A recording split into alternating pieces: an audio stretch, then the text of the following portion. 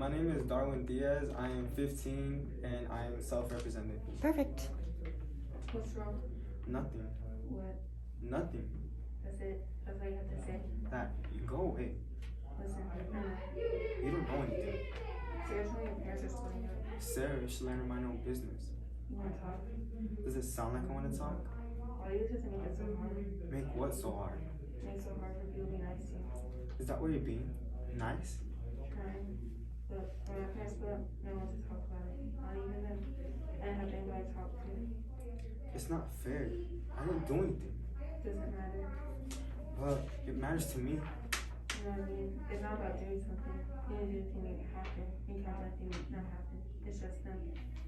You think so? I know so. It's like a fight with your sister. The dog wasn't kind.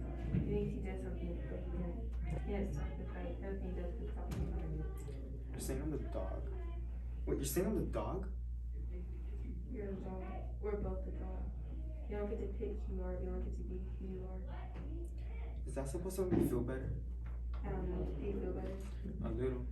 Yeah. You wanna go get some fries? I don't have any money. It's okay. Since my parents aren't talking, they both get my allowance this week. So we're running late. Yeah, still alive.